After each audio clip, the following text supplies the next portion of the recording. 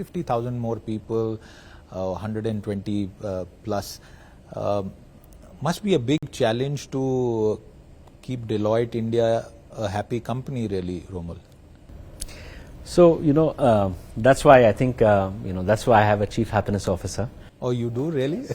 I think... so does the Chief Happiness Officer do the role of HR, or is this a separate position? So I have a Chief Talent and Experience Officer and a Chief Happiness Officer, two separate things. And you don't use the word HR?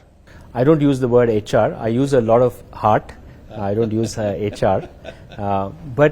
But very important in terms of when, there are a few things that are, for me, happiness is defined as, happiness is, physical and mental wellness and health, very important.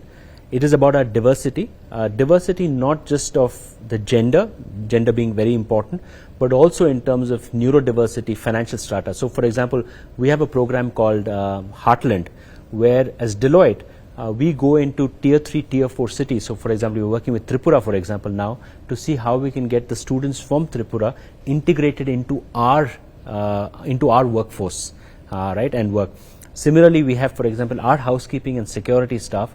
What we are now trying to do is to say whether we can educate their children, we can give an internship in Deloitte, and finally a job in Deloitte as well. So really sort of looking at that aspect.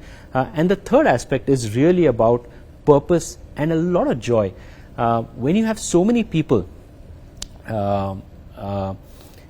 my personal belief is that innovation will not come from people like me. I think I'm old and and gone.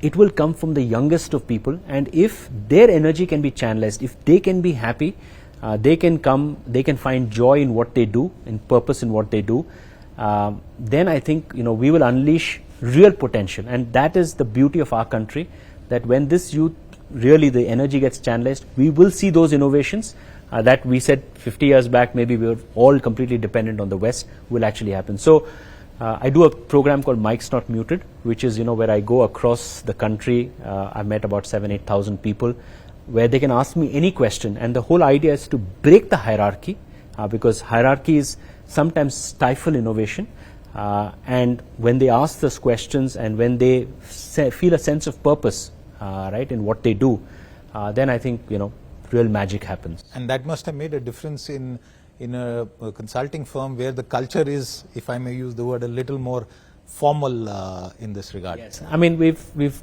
I think different firms have a much more formal culture, but that's what we've really tried to break those hierarchies, and we are seeing that. And it's not, the happiness is not an esoteric term of okay, just people being happy, but we see that in productivity, we see that in number of leaves taken, we see that in, for example, new product development. So we have a concept called backbenchers.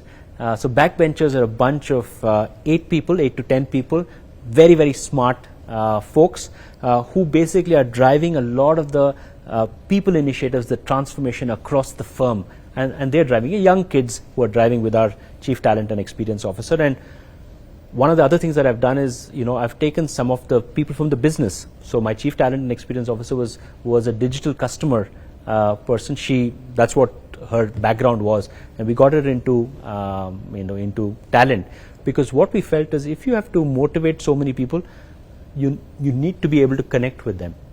Where are your people coming from? Because there is, of course, the issue of talent and skill availability, but in a country as large and diverse as India, where do your people come from? So traditionally our people all came in from the metro cities, all came in from chartered accountancy, rankers, the IITs, the IIMs. That was the only thing which we looked at. But now, for example, they come across, I think we have on last count maybe 16 states where people were coming in from non-traditional backgrounds, not just being chartered accountancy or MBAs, people coming in from various kinds of backgrounds as well.